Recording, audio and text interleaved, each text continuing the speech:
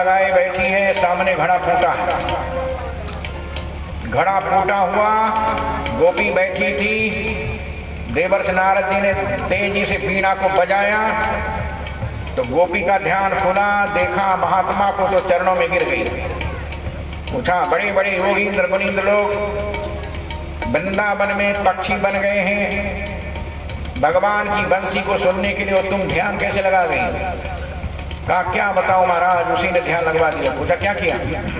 कहा, आज मैं सवेरे जब उठी तो मेरी माँ ने कहा जाओ गाय दुहो।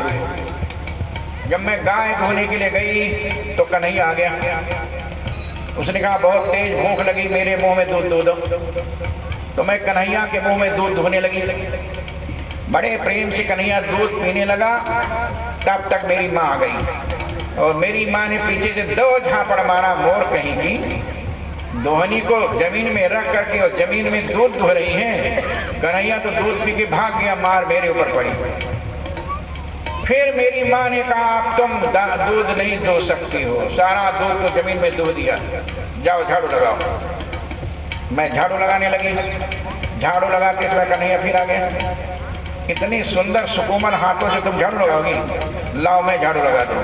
और कन्हैया मेरे हाथों से झाड़ू छीन लिया, झाड़ू लगाने लगा और मैं देखने लगी। तब तक मेरी आ गई। मेरी माँ ने पीछे से फिर 2 झापड़ा मारा। अरे, न गाय धोने आता, न झाड़ू लगाने आता, क्या करेगी तुम ससुराल जाने के बाद? झाड़ू भी नहीं लगा पाई। तब फिर मेरी माँ ने कहा, लो घड़ा में जल भर कर लाओ जमुना जी से। और जब मैं जमुना में जल भरने के लिए आई और घड़ा को उठाने लगी तो कन्हैया आ गया। इतना बड़ा घड़ा उठा के तुम कैसे सिर पर रखोगे? लाओ मैं घड़ा उठाकर तुम्हारे सिर पर रख देता हूँ। कन्हैया पकड़ा था, मैं भी पकड़ा था। जैसे आधी दूर गया, कन्हैया ने घड़ा छोड़ा और घड़ा फूट गया। अब बिना पानी के घड़ा के मैं जाऊंगी तो मेरी माँ बिना मारे नहीं छोड़ेगी। इसलिए मैं ध्यान लगाकर हृदय से कन्हैया को निकाल रही हूँ।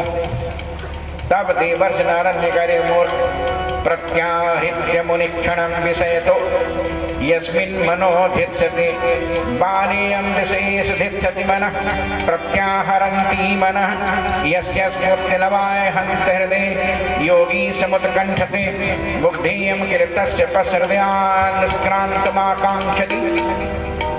बड़े बड़े योगींद्र मुनींद्र लोग यम नियम आसन प्राणायाम प्रत्याहार धारणा ध्यान समाधि के द्वारा एक क्षण के लिए भगवान मेरी आंखों के सामने आ जाए, फिर भी भगवान नहीं आता। भगवान तुम्हारे सामने दूध पीने के लिए आता है, तुम्हारे सामने झाड़ू लगाने के लिए आता है, तुम्हारे सामने तुम्हारे सिर पर घड़ा उठा कर रखने के लिए आता है। फिर भी तुम भगवान को अपने हृदय से निकालना चाहती हो। यस्य स्फूर्ति लवाए हन्त हृदय योगी समुत्कण्ठते। बड़े बड़े योगी इंद्र जिनकी स्फूर्ति प्राप्त करने के लिए करोड़ों वर्षों तक तपस्या करते हैं। अरे देवी, मुग्धेयं किल पश्यत हृदयान् निष्क्रान्त माकांक्षितो। ऐसे भगवान को तो अपने हृदय से निकालोगी? अरे राम होते तो निकल जाते। रा और माँ सीधा लिखा जाता है, लेकिन कृष्ण जब लिखते हैं तो का के नीचे गिरी कांटा लगा देते हैं, बस वो कांटा से फंसा देता है।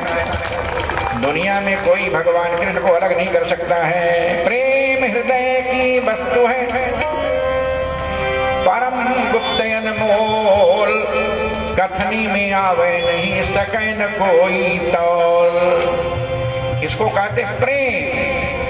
प्रेम को वाणी से नहीं कहा जा सकता। इसलिए देवर्ष नारद ने कहा, मूका स्वादन वत्। नारद भक्ति सूत्र में कहा, जैसे गूंगे को भोजन करा दो, मिठाई खिला दो, लड्डू खिला दो, पेड़ा खिला दो और फिर पूछो कैसा लगा स्वाद, तो गूंगा क्या बोलेगा? केवल ऊ करेगा बस। वैसे भगवान की भक्ति जिसको मिल जाती है उसका वर्णन नहीं कर सकता। अनिर्वचनीयम प्रेम स्वरूपम। भगवान का प्रेम अनिर्वचनीय, वाणी के द्वारा व्यक्त नहीं किया जा सकता। कैसा प्रेम है? प्रकाशते क्वापि पात्रे, कभी कभी किसी किसी पात्र में दिखाई देता है। जो देखे सो कहे नहीं, कहे सो देखे नाही, सुने सो समझावे नहीं, रसना दृग श्रुति नहीं। जो देखता है उसको कह नहीं सकता, और जो कह सकता है उसको देख नहीं सकता, उसी को प्रेम कहते हैं। सज्जनों, इसीलिए हमारे वृंदावन के संत लोग कहते हैं कि एक दिन बांके बिहारी में धोखे से एक मुसलमानी युवती चली गई। मुसलमानी युवती जब गई तो बांके बिहारी के दृश्य को देखा। बांके बिहारी भी समझ गए तो ऐसा झलक दिखाया, वहीं पर बेहोश हो गई। पूछा क्या हुआ?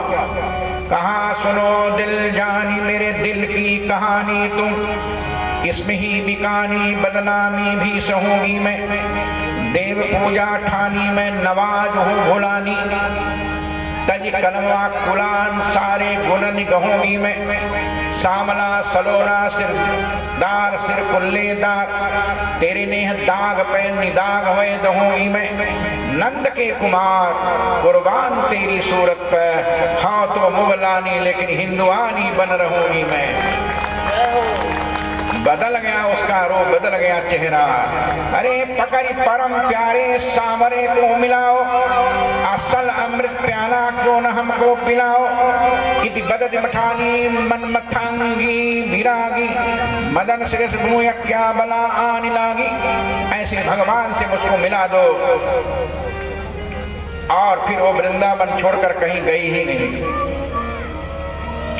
ऐसा हमारा भगवान सज्जनों, इसलिए कहा गया प्रेम आगम अनुपम अमित सागर सरिस बखान, जो आवत ही ढिग बहुरी जात नहीं रस खान।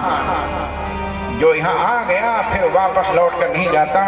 ये सुंदर मंगलमय दिव्य कथाओं का चित्र श्रीमद् भागवत में दिया गया सज्जनों। इसके बाद धेनुकासुर का वध होता है। फिर कालिया नाग, 101 सिर वाला कालिया नाग, काली दह। भगवान जानते थे कि काली दह का पानी कोई पिएगा तो मर जाएगा, डर के मारे कोई जाता नहीं था। कालीदाह सौभर ऋषि ने तपस्या किया था। तपस्या करते समय सौभर ऋषि से मछलियों ने कहा महाराज आप यहाँ तपस्या करते हो, गरुड़ आता है और कालीदाह की सभी मछलियों को खाकर चला गया, कोई बचा नहीं, हम ही 2-4 लोग बची, हमारे प्राण की रक्षा करो। तब सौभर ऋषि ने गरुड़ को श्राप दिया, यदि आज से गरुड़ यहाँ आएगा तो गरुड़ का प्राण निकल जाएगा। गरुड़ को पता चल गया, तब वहां गरुड़ आना बंद हो गया। तब कालिया नाग गरुड़ से बचने के लिए अपने प्राण बचाने के कालीदाह में आ गया, इसलिए कि गरुड़ ने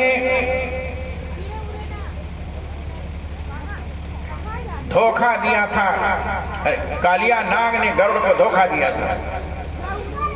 धोखे से छुटकारे के लिए जान गया कि कालीदाह में इनमें जाऊंगा तो मेरा प्राण बच जाएगा। आ गया, इतना भयंकर जहर था कि आकाश में उड़ने वाले पक्षी यदि कालीदाह से उड़ जाते थे नीचे गिर जाते थे। बैठ के आराम से कालीदाह में वो शिकार करता था। भगवान ने सोचा कैसे कालीदाह के जल को पवित्र किया जाए, तो एक दिन गौओं को लेकर कालीदाह चले गए। कालीदाह में प्यासे गाय और बछड़े और ग्वाल बाल जैसे पानी पे सब उलट गए। तब भगवान ने अपनी अमृत वर्षणी योग माया के द्वारा गाय बछड़ों और ग्वाल बालों को जिंदा कर दिया। और इसके बाद भगवान अपना फेंटा कसकर तुरंत कालीदाह के कदम के पेड़ के ऊपर चढ़ करके कालीदाह में कूद गए। जैसे भगवान कृष्ण को देखा, कालिया नाग सोचा इतना सुंदर, यदि मैं इसको डसूंगा मर जाएगा तो ब्रह्मांड से सुंदरता समाप्त हो जाएगी। इसलिए कालिया नाग ने फुटकार मारा, तम प्रेक्षणीय सुकुमार घनावदांतम श्रीवत्स पीत वसनम स्मित सुंदरास्यम क्रीडंतम प्रतिभयम कमलोदरांग्रिम संदस्य मर्म सुरसात विजयाचछाद। मैंने बहुत डरवाया, बहुत धमकाया, लेकिन कहाँ कृष्ण डरने वाले। तब भुजा में तुरंत एक डंक मारा तो भगवान उलट गए। दिखाने के लिए गाय बैल जैसे देख ले, बछड़े देख ले, ग्वाल बाल देख ले कि डंक हमको भी लगता है। और इसके बाद जब गाय बछड़े और ग्वाल बाल फिर से आने के लिए कूदने के लिए तैयार हो गए तो तुरंत भगवान छलांग लगाए। वो छलांग लगाकर कालिया नाग के सिर पर तुरंत खड़े हो गए। यदेच्छिरो ननमितम सतैक शेषना तत्तत् ममर्द हरदंड धरो धरांघ्रि।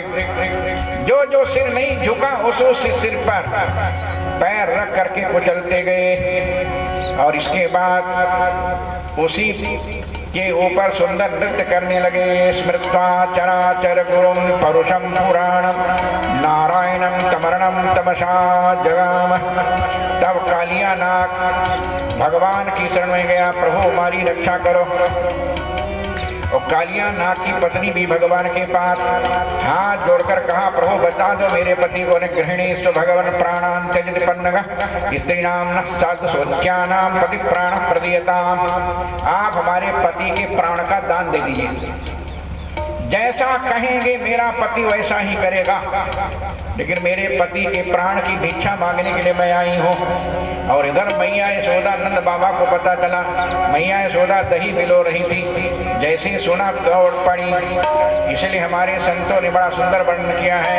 माता यशोदा दहिया बिलो रे, माता यशोदा दहिया बिलो रे। कानों में ऐसी आवाज पड़ी, कानों में ऐसी आवाज पड़ी। श्याम कूद गए काली दह में, श्याम कूद गए काली दह में। ब्रज में हाहाकार मची, ब्रज में हाहाकार मची। ब्रज में हाहाकार मची, ब्रज में हाहाकार मची।